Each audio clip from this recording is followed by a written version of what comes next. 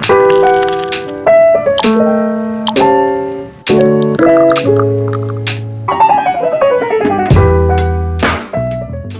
everyone. Thanks for listening to Wake Up, Look Up, a podcast where we connect events happening in real time to the gospel of Jesus Christ. I'm Zach Wyrock, and today's episode is not appropriate for younger listeners. So if you have kids in the car, hit pause and come back to this later.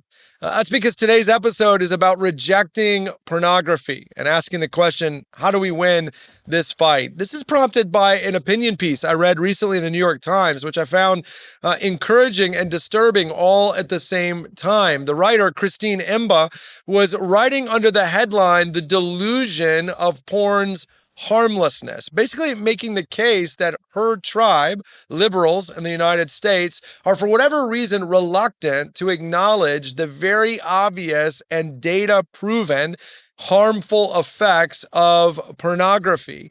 She cited an instance that we covered here on Wake Up Look Up of Lily Phillips, who slept with 100 men in one day, and the devastating effect that that had on her, and was basically saying, if we can't look at that and say that's awful, then what even are we as a society?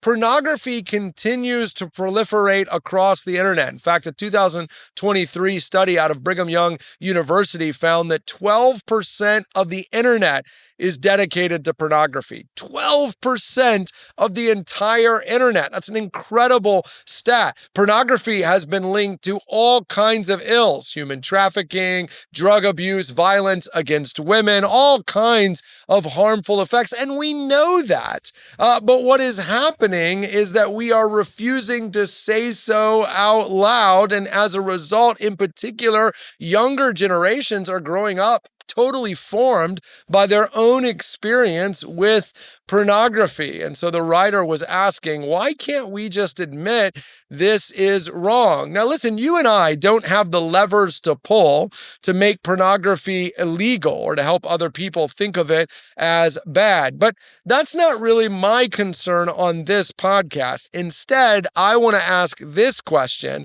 I don't want to ask why we as a society can't say it's wrong, but why do we as Christians continue to pretend that our own consumption of pornography is harmless? Because the truth is, all the studies show that pornography is just as much a part of the life of the average Christian as it is the average non-Christian. And that must be, since we're hardwired for self-interest, that we don't think pornography is actually harmful for us. But it is. So let me walk you through, yet again, the reasons why pornography should not be part of your life. The first one is that pornography is a rejection of God Himself. God created sex. God created boundaries for sex. God said to us, this thing that I've made is good.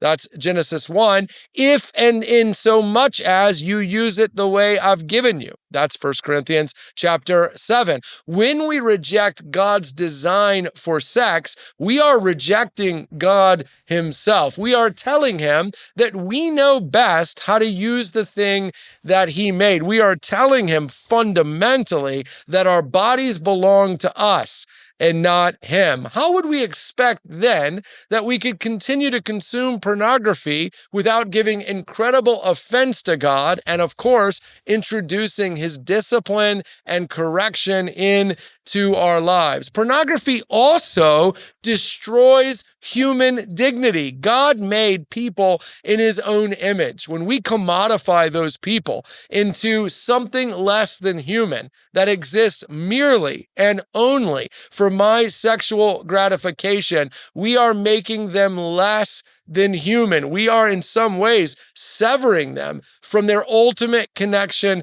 to God. And here's the point I want you to understand. That doesn't go away when you turn off pornography. The man who Googles babysitter porn is a danger to his babysitter. That's the point you have to understand, because when you begin to shift the way you think about people, you carry that shift everywhere you go. Finally, pornography also ruins our actual desire for God. Like a kid that overeats desserts before dinner, we lose our appetite for the things that actually nourish you. Studies show that pornography is often a response to anxiety, to stress, to rejection. The book of Psalms tells us that the right place to go with anxiety, stress, rejection is to God, because the result of that is, first of all, we know God hears us, loves us, the real us, but also we go looking for his help.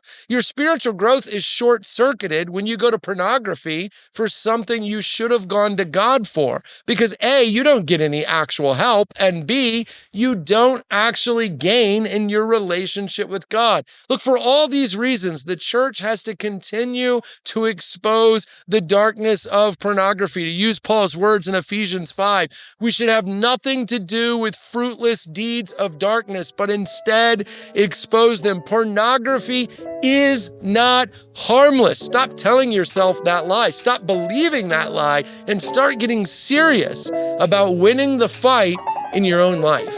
Hey, thanks for watching this episode of Wake Up, Look Up. If you enjoyed it, please help us get the word out by sharing it with someone you think might benefit from it. And while you're here, make sure to subscribe to our YouTube channel to get further content, or even download the CCC app, where you'll find even more resources to help you grow in your faith and relationship with Jesus Christ.